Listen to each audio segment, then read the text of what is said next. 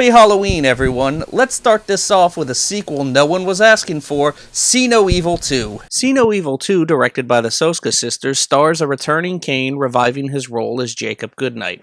Directly taking place after the events of the first See No Evil, Goodnight and his victims are rushed to the morgue where we meet Amy, Seth, and their boss Holden, who happen to all be working graveyard shift. It also happens to be Amy's birthday. She's originally planned on having a good time with her friends, but ultimately has to cancel on them when they find out that the bodies from the Blackwater Hotel massacre will be delivered, including a not-so-dead Jacob Goodnight. Regardless, her friends show up to celebrate, and they fill the horror trope roles mighty well. We have Slutty Blonde and her boyfriend, an overprotective brother, and the blonde girl from Christmas Bounty starring The Miz. Of course, Jacob Goodnight ends up going on a rampage at the morgue and killing everyone in his way. Comparing it to the last film, the murders aren't as graphic, but I kinda like that. It was refreshing to see the directors choose not to show everything, and you could imagine what horrors Goodnight was committing. Apparently I'm in a minority with this one, but I enjoyed See No Evil 2 a lot more than its predecessor because it improved on one main thing I hated about the original, and that's its characters.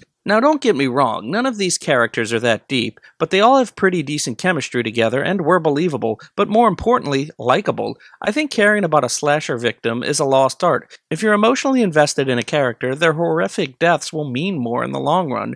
In the last See No Evil, I just didn't like and care about anyone, so I didn't care what happened to these people. And because I liked these characters, I was rooting for them to survive, and was upset when certain people didn't make it. If you're wondering how Kane is in this one, he does his role well, but honestly I just don't care much for the Jacob Goodnight character.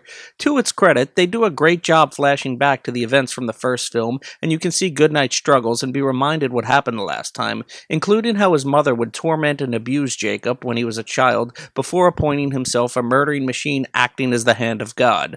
I just don't care to know Jacob Goodnight's backstory. Personally, I'd rather watch Goodnight as a near 7-foot unstoppable force that no one knows anything about as he powers his way through ridiculous obstacles than rather knowing that he's another slasher killer with mommy issues. Don't get me wrong, See No Evil 2 is far from perfect. It has its fair share of dumb moments as well. The brother and sister drama is pretty groan-worthy, as is the fact that they've locked all their cell phones in a room they can no longer get into. And how about the fact that Jacob Goodnight seems to cut the power in the building, and yet all the emergency lights go on, so a backup generator must have kicked in. You think someone would have pulled a fire alarm at one point or another. But you know what? Honestly, all these things are forgiven because I liked See No Evil 2. Now it's on to Pro Wrestlers vs. Zombies. Pro Wrestlers vs. Zombies was a 2013 horror film directed by Cody Knotts. It's exactly what it says it is, pro wrestlers fighting zombies. The story is a little more complex than that, so here it is. After Shane Douglas catches his woman cheating on him with another wrestler, he accidentally murders his opponent in the middle of the ring with a tombstone piledriver. The guy's brother goes to the promoter, played by Cody Knotts, and wants revenge on Douglas. He wants Douglas and several other wrestlers to go to an abandoned prison to fight a bunch of zombies that he's summoned. Cody Knotts actually does a great job as the sleazy wrestling promoter. I wanted to see more of that character, but sadly he's not here very long. Let's be honest though, the plot is the last thing you care about in this. You just want to see some of your favorite wrestling personalities destroy zombies, and they deliver very well on that. However, sometimes the action is hard to see due to poor lighting, but there is plenty of it to make up for that. The makeup on the zombies is okay, but I really enjoyed the film's use of practical effects. Of course, there's nothing mind-blowing or super fancy,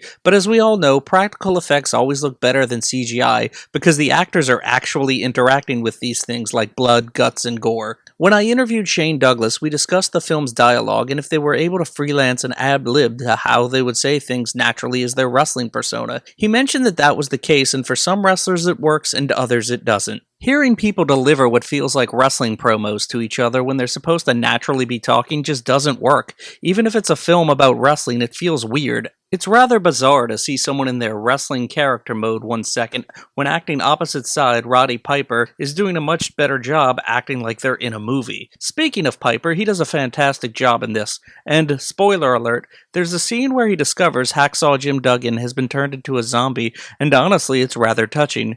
Maybe it's because I know what close friends they've become, but it's actually the only time I've cared about anything in this movie. Oh yeah, there's a cameo appearance by Kurt Angle, and it's a real treat. Watching him destroy several zombies was incredible, especially when he slapped on the ankle lock and ripped one's leg off. This one's kind of tough to talk about. I didn't like it very much, But I gotta be honest, I thought I saw it with the wrong audience. I watched it late night with my brother, and we didn't care for it very much. But it did hit me that this would probably make for a great midnight screening with a bunch of drunken, rowdy wrestling fans. If you've been able to see it like that, please let me know of your own experience. I could see it becoming a cult classic like that, but as a one-off viewing, watching it at home, it just didn't do much for me.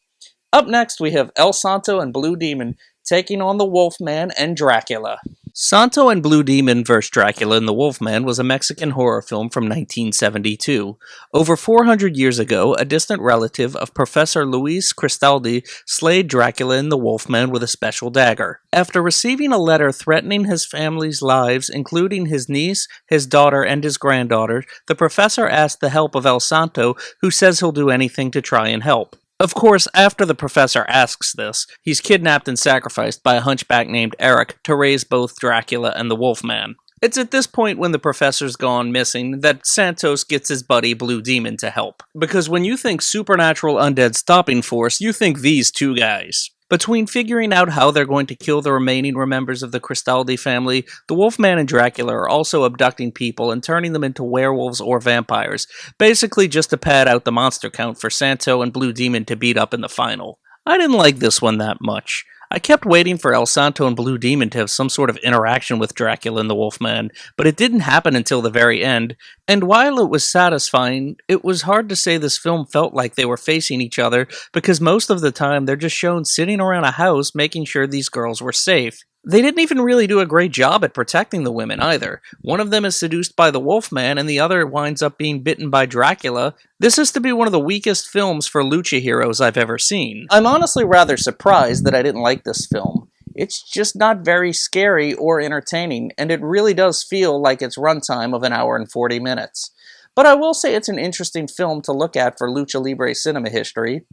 You can also tell the director Miguel M. Delgado was influenced heavily by the horror films from Hammer and Universal. Well, this wraps up this edition of Horror Havoc. Have a happy and safe Halloween, everyone.